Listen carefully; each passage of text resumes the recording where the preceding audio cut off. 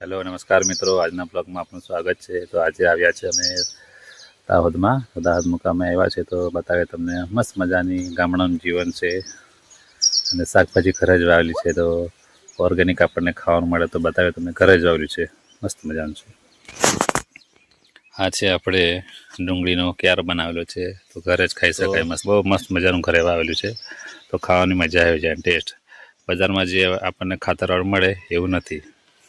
પછી આ છે એ મરચાંની વાડી ઘરે જ બનાવેલી છે તો મરચાં પણ આપણે ઘરે જ મળી રહે એટલે આપણે બજારમાં કંઈ લાવવાનું રહે નહીં. આ છે આપણી મેથીની ભાજી છે. મેથીનો ક્યારો પણ બનાવેલો છે એટલે આપણે મેથીની ભાજી પણ શિયાળામાં ખાવી જોઈએ તો આપણને ઘરે જ મળી રહે છે. તો એ મસ્ત મજાની ભાજી છે. તમે જોશો તો વાલરો પણ મસ્ત છે, મસ્ત મજાની વાલરો છે. વાલરની ઘણી જ બધી વાલરો છે, મસ્ત આખી લાઈન આવેલી છે વાલરોની.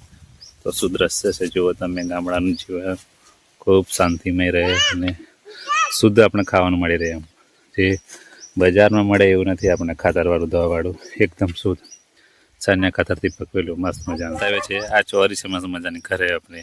તો બધું શાક ઘરે મળી રહે. આ છે આપણું ગામડાનું જીવન. તો મસ્ત મજાની શાક છે ચોળીની. આ છે આપણે રીંગણીના છોડ, રીંગણની પણ વાડી છે તો ઘરે જ રીંગણ પણ મળી રહે. તો મસ્ત મજાની વાડી બનાવેલી છે.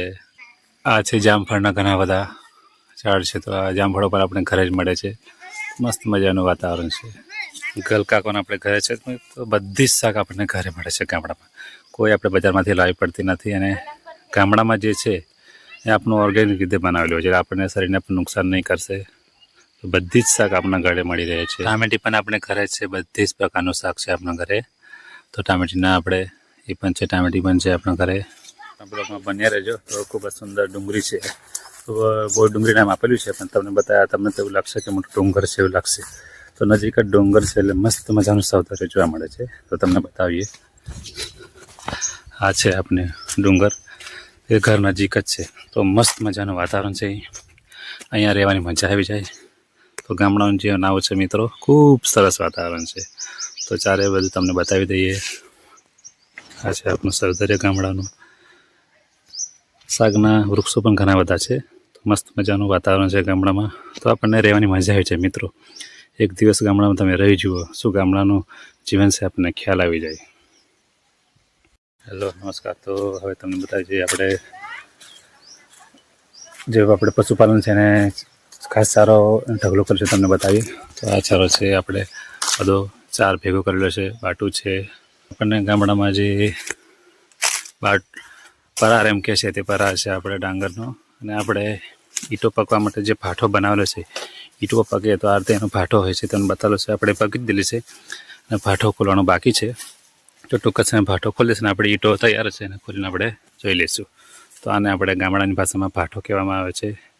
આ છે આપણું થ્રેસર, આ છે પાવડો, આ છે આપણનો નલ સે જલ યોજના માટેનો ટાંકો છે નજીક, ઘર નજીક જ. તો ખૂબ જ સુંદર વાતાવરણ છે આપણા ઘરનું. છે આપણો પુદીનો, ચટણીમાં, શરબતમાં આપણે ઉપયોગ કરી શકીએ તો ઘરે જ આપણો પુદીનો છે મસ્ત મજાનો. આ છે આપણા પત્તરવેલના પાન, તો એ પણ આપણને ઘરે જ મળે છે તો આપણે ઉપયોગ કરી શકીએ. આ છે આપણું પપૈયું, તો પપૈયા ખાવાય તો એ તો આપણને ઘરે જ મળી રહે છે.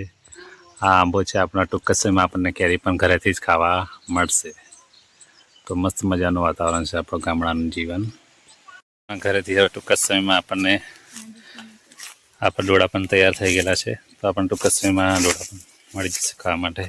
તો બધું જ આપણા ગામડામાં મળી રહે, કંઈ આપણે વેચાતું લાવવું પડે નહીં. તો આ છે આપણું ગામડાનું જીવન. આ મસ્ત મજાનો તાળ છે, પૃથ્વી સધરે છે, ક્યાંય જવાની જરૂર નહીં. આપણને ગામડામાં છે એકદમ મસ્ત શાંતિનું જીવન જીવવા મળે છે. તો ખૂબ જ સુંદર વાતાવરણ છે. વાલોરો બતાવ્યું તમને, પણ આ બીજી પણ વાલેલો છે. તો આપણે ઘણા બધા આખા ફળિયાને વાલેડો થઈ જાય એટલી બધી આપણને વાવેલી છે વાલેડો. તો તમારે ખાવી હોય વાલેડો તો પણ આપણે આ ઘરે આવી જજો, તમને વાલેડો મળી જશે ફ્રીમાં. આ વાલેરો જુઓ, આટલો બધી વાલેરો વાવેલી છે જુઓ. આ છે આપણી મકાઈનું વાવેતર કરેલું છે. જ્યાં દેખાય છે આ છે આંબલી, આપણે ગોરસાંબલી, જે ગોરસાંબલા કહીએ છીએ. તો ગોરસાંબલા પણ આપણે ઉનાળામાં આપણે તૈયાર થઈ જશે. તો બધી જ મતલબ બધું જ ફળ ફ્રૂટ બધું જ આપણને શાકભાજી બધું આપણને ઓર્ગેનિક તરીકેનું મળી રહે. આ છે ખૂબ જ મસ્ત વાતાવરણ છે આપણા ઘરનું. નાની બોર છે એને પણ બોર આવી ગયેલા છે. હા તમે જોઈ રહ્યા છો બોર. બોર પણ આપણને હવે શરૂઆત થઈ ગયા છે. તો બોર પણ આપણને મળી રહેશે ગામડામાંથી જ. ગામડા માટે આપણે જેટલું કહીએ તેટલું ઓછું છે. અને આપણે બજારમાં જોઈએ તો પૈસા વગર આપણને કંઈ ના મળે. અને ગામડામાં બધું જ મફત મળી રહે. અને ગામડામાં જે આપણે સંપની ભાવના પણ ખૂબ જ સરસ છે. બજારમાં તો આપણે બાજુના ઘરમાં રહેતા હોય ને પણ આપણે ખાલી બોલતા જ હોય અને કોઈ ઓળખતા ન હોય, વાત પણ સારી રીતે કરતા ન હોય. ગામડામાં એક સંપની ભાવના ખૂબ જ સરસ જોવા મળે છે.